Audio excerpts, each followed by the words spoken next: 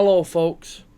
I am your host, Brenton Bell. This is the Let's Chat podcast, the second episode of that podcast. Now, if you haven't already, please make sure you go and watch our inaugural episode that's already uploaded here to YouTube. It's a little description of myself, the channel, and some of the topics that we will be discussing in our time together on this podcast. The tremendous support that has been shown to that episode already and to this channel blows me away. And from the bottom of my heart, I am very appreciative of everybody who interacted with that video. Today we will be discussing a hot topic, especially one hot topic here in the United States of America. This topic has been discussed quite a bit on mainstream media and discussed among fellow citizens. That topic today is all about one word. That word is tariffs. It's a word you've heard probably a couple times unless you've been living under a rock the last 90 days. So let me start off by saying this. There's going to be a couple things encompassed into this podcast.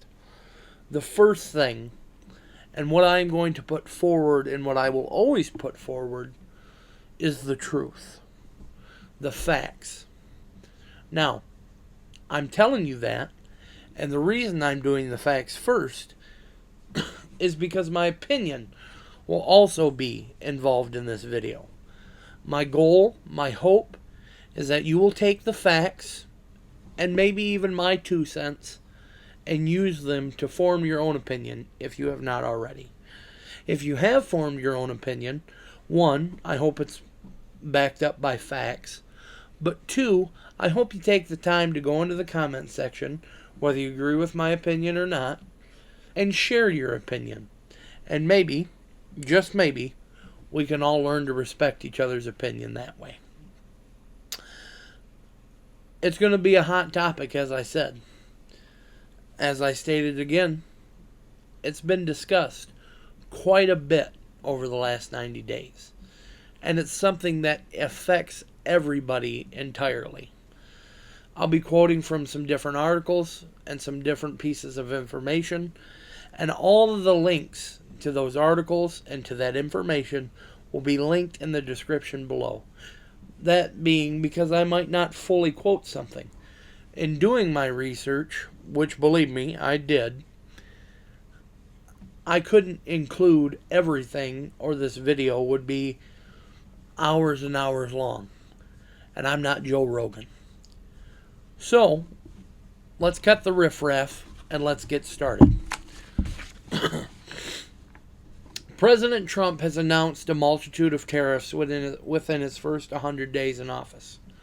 Most recently and notably on April 2nd, a day his administration deemed as Liberation Day. The president has many goals for these tariffs. They all fall under what his administration has called the American First Trade Policy. On January 20th, 2025, which was Inauguration Day, President Trump issued a memorandum on this exact policy.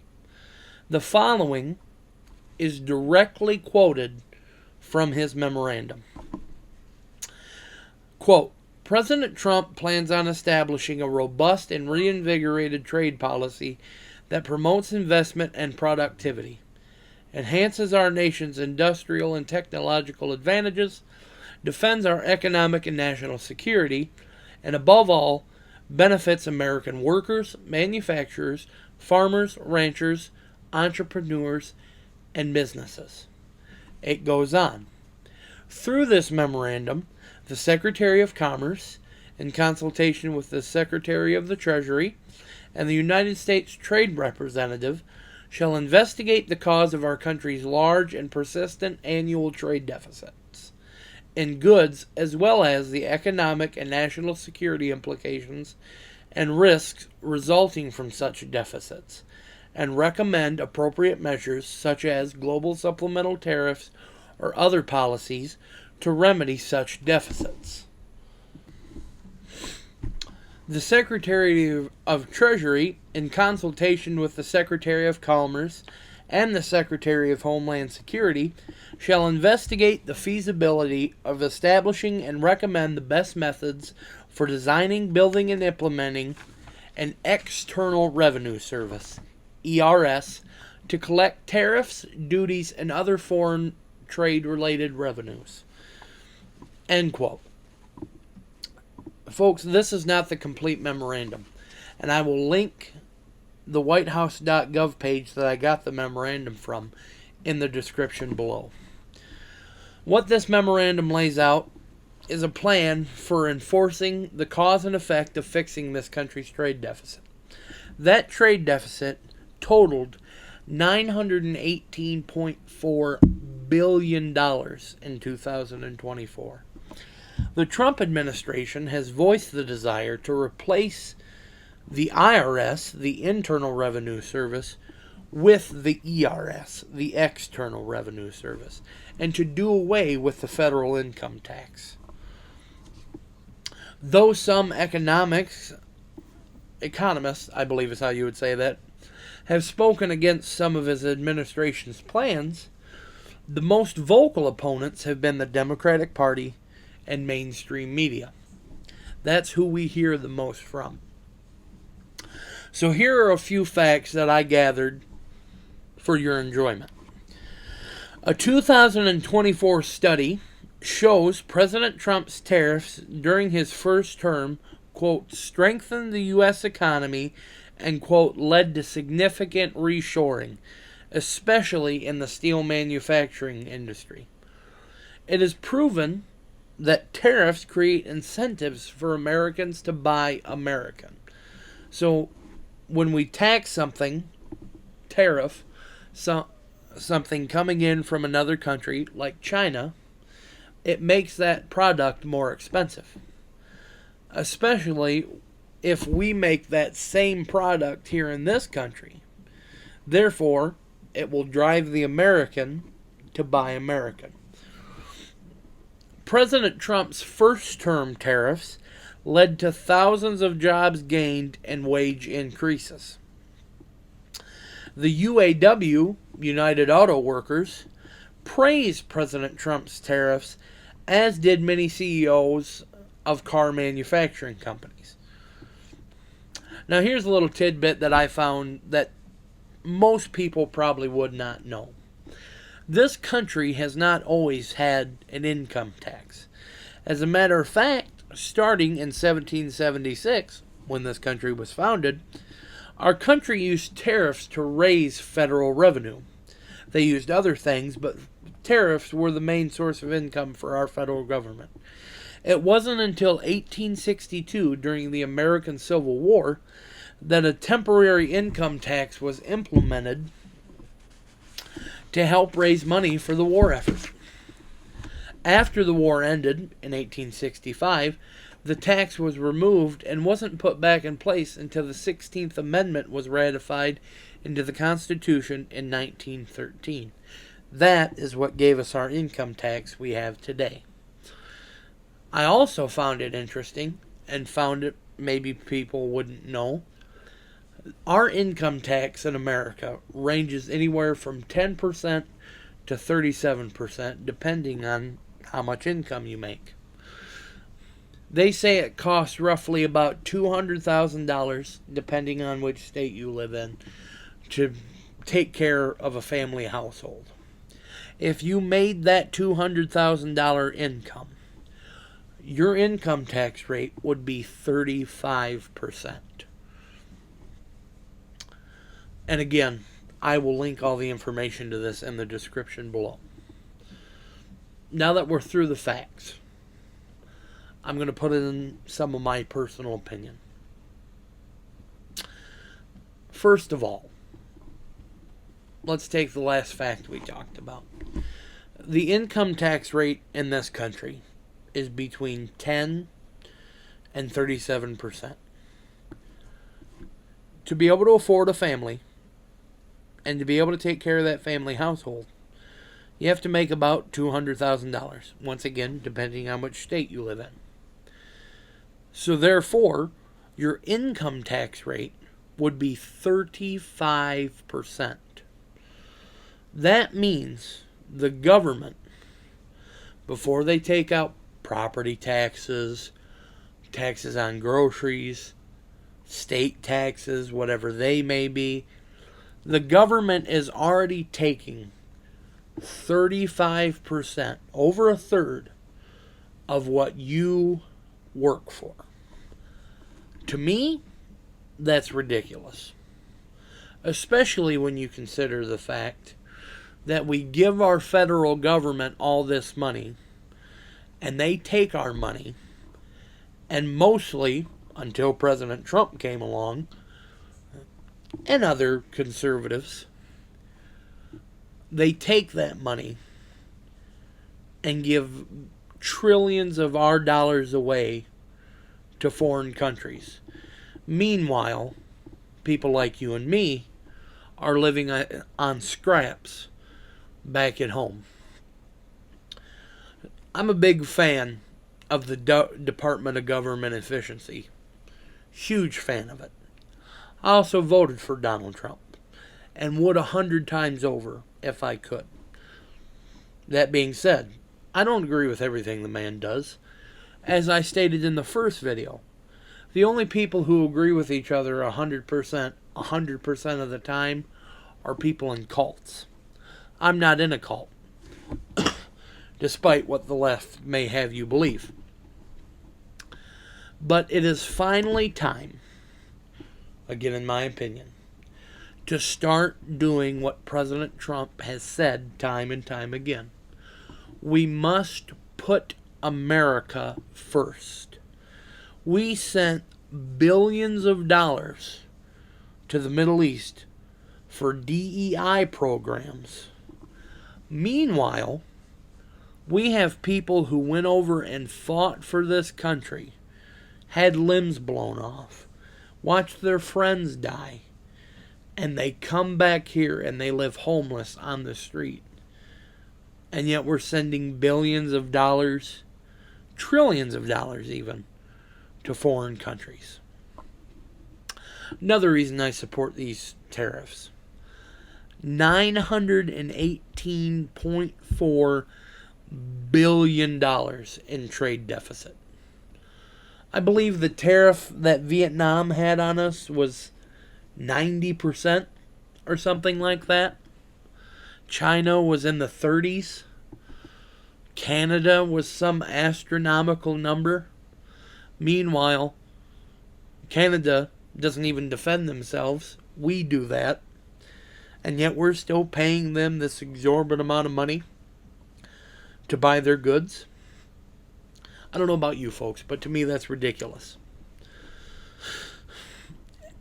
You know, I've seen a lot of criticism, especially since April 2nd, and since the stock, like Dow Jones and many other stocks, dipped over the last couple of days, of people complaining about the stocks doing just that.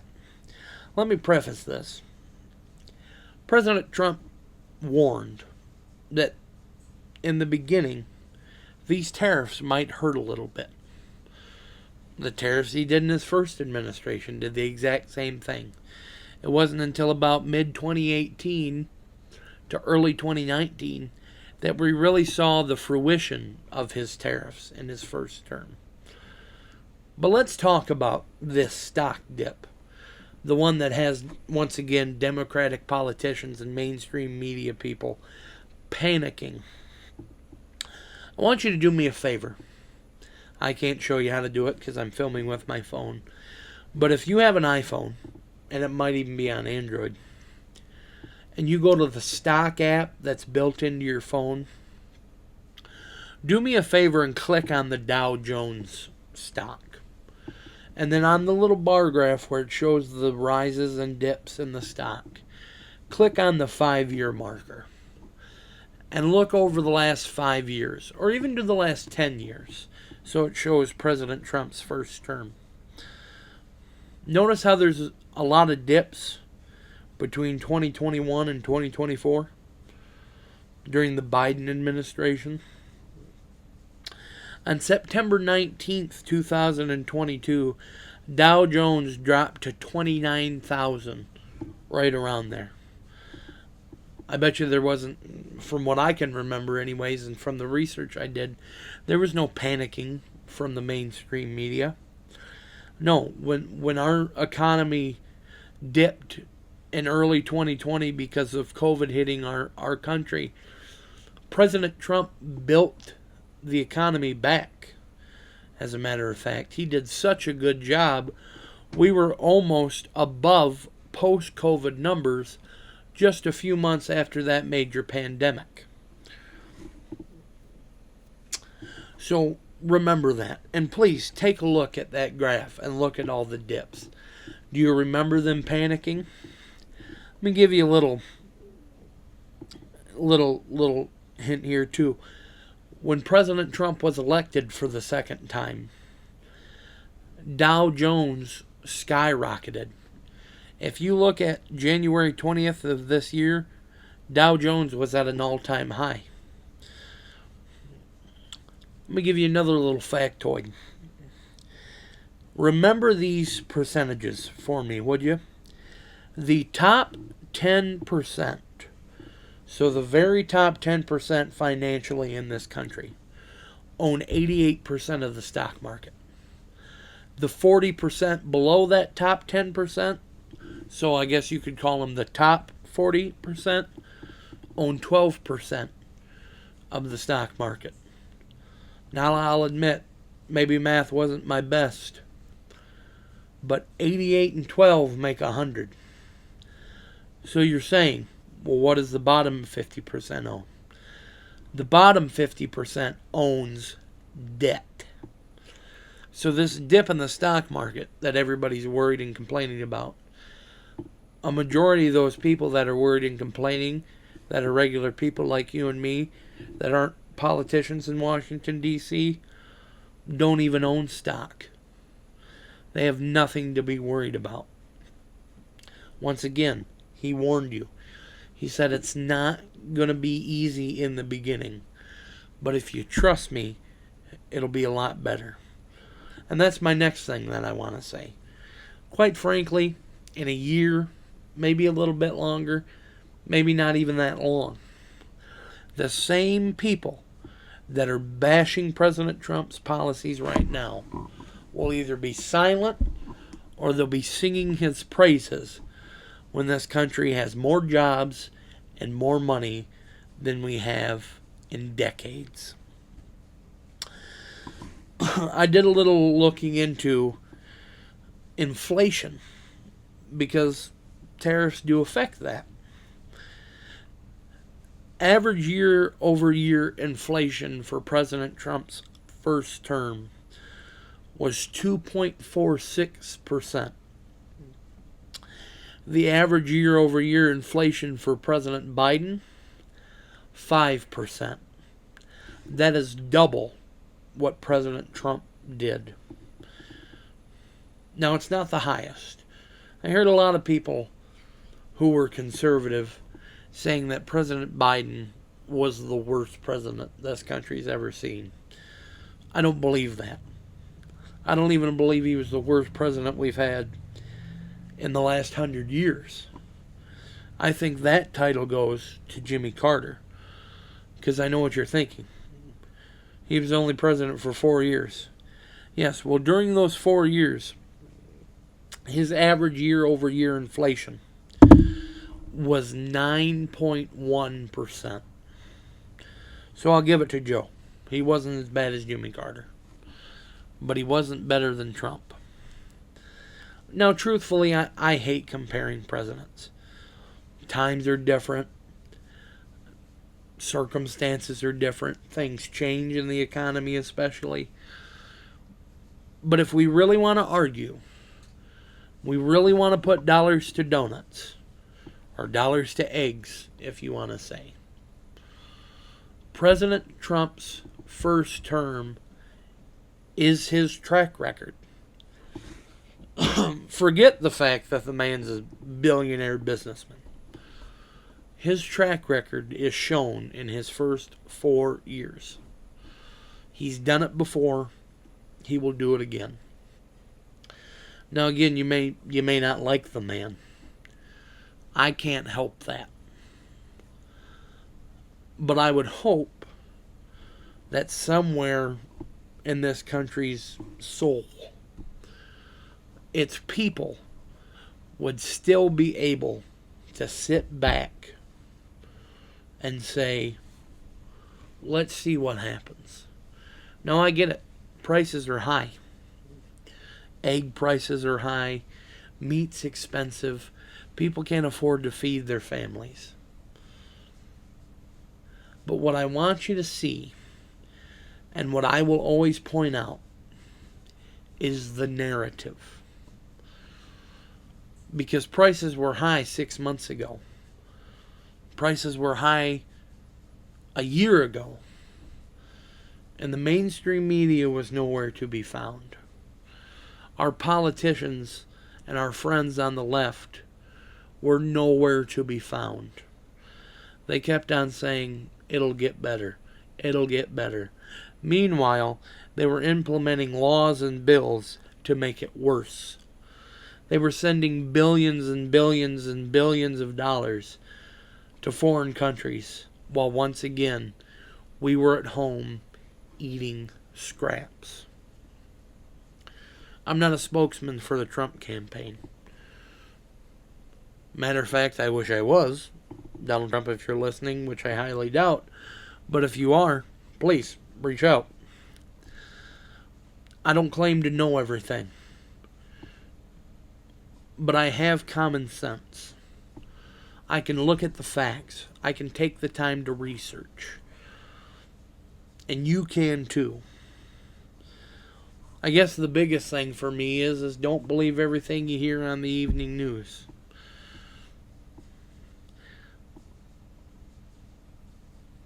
The devil can run hell and tell you it's cold. But if your pants are on fire, are you really cold? I think it is time for a change. I think it's time that bottom 50% on the financial toll in our country, I think it's time they own something more than debt. A passion of mine is informing people my age and even younger, people still in high school. A passion of mine is informing those people about politics because they need to pay attention. They may think, oh, I'm 15, 16, 17, 18 years old. I don't need to pay attention. Yes, you do. Because in a decade, less, maybe more, once you graduate college, or maybe even when you graduate high school, you're probably going to want to start a family. You're probably not going to want to live in your parents' basement for the rest of your life. There are people who do that. No judgment to them. But you're probably not going to want to do that. You're probably going to want to buy a house. And one day you just might look up and go, I can't afford a house. I can't afford a family. And you're going to sit there and you're going to wonder why. And the reason why is quite simple. It's because there's people on the eastern side of this country in a district between Maryland and Virginia called Washington, D.C. And though there are a few good ones, because I know some of them, not all of them are good. Not all of them have your agenda and your best interest at heart. I'm under the impressions that politicians should have to wear NASCAR suits. And whenever they run for office, they can start out with a plain white NASCAR suit. But as soon as George Soros or one of those other top influential figures with big money and the ability to write big checks knocks on their door, I think they need to add a patch to that NASCAR suit, so we can see who truly owns them. Now, everybody owes somebody a favor. But it's the intention. It's what they do with the power that we, the people, give them. We, the people, vote every 2 years in our districts across the country to elect a United States representative. There's a reason they're called representatives. In our great republic, we elect these people to go and do our bidding, not the bidding of some multi-million-dollar company. And it's time we hold them accountable.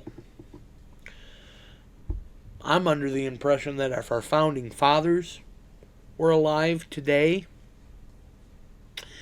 and they seen that Americans could be taxed up to 37% of the income that they pour their blood, sweat, and tears into, 40 at least hours a week, they'd ask us why we haven't revolted yet. Now, I'm not saying we should overthrow the government. I believe we need to give this government its chance to do what it can do. But I'll be the first one to tell you, if President Trump, for some reason, doesn't deliver on his promises he made on the campaign trail, I'll be the first one to step out and say we need to make a change. I don't like the two-party system. I believe we need to let libertarians or third-party candidates get on the stage and debate. I think what they did to Robert Kennedy in the previous election was a disgrace. They ran him out of the Democratic Party knowing he would have no chance as a third-party candidate. Why? Because Republicans and Democrats, those two parties control the market. You see, it used to be what separated liberals from conservatives was a different way of going about things. But they all had the same common goal. We all wanted the best for our neighbor. But that's just not the case anymore.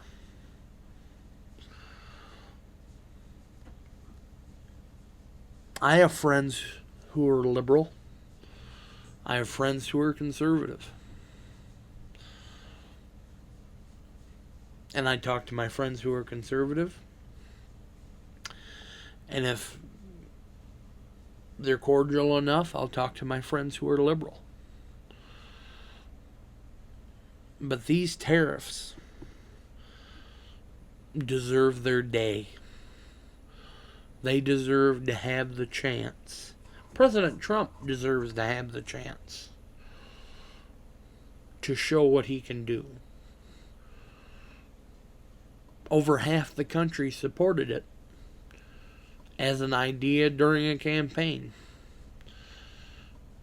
Don't let fear-mongering change your mind. One, I think it's disappointing that people are that gullible. I think it's that disappointing that a little square box that you hold in your hand and the information on that little square box has that much power. I think we've lost our individuality. Now we run in groups. And as I said in the first episode, groupthink is okay. But individuality is absolutely necessary. I appreciate every single one of you. I really do. And I can't wait to see some of the comments on this video. I know they're not all going to be positive. I know that there will be people from the left and from the right who will bicker and argue. My ask is that you keep it respectful. And keep it fact-based. And double-check your facts. I didn't just get these facts from CNN or from Fox News or NBC. Take it from a multitude of different sources. Watch people you agree with, watch people you disagree with, and form your opinion. It's the only way we're going to keep this country working together. And we got to get back to God.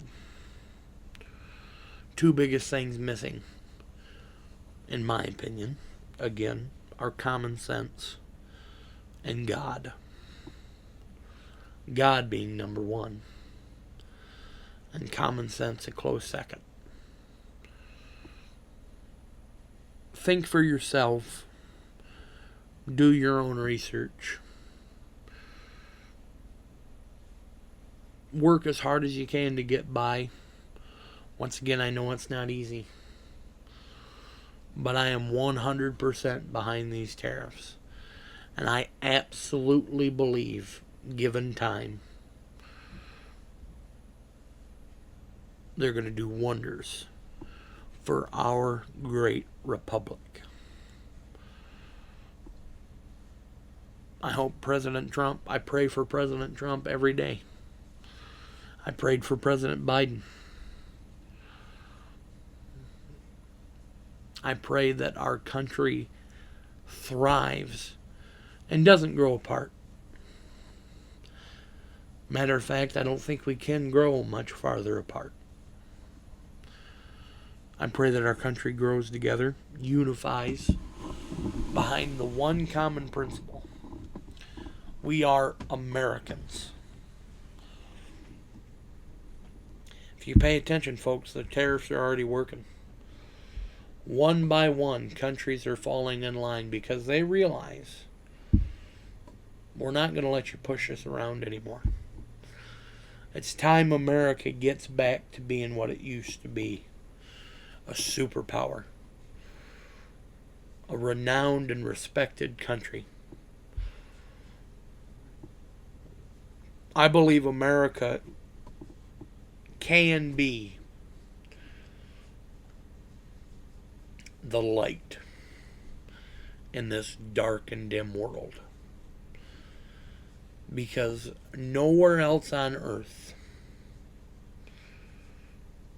is the opportunity to make something of yourself written into the Constitution. And the reason our fathers wrote it into the Constitution is because it's a right given by God. And nobody can take it away. I'd love to hear what you guys want me to talk about next. These videos will probably come out once a week, I believe. So please comment what you want to talk about next. Have cordial discussion among yourself. If I get some free time, I'll hop in there myself.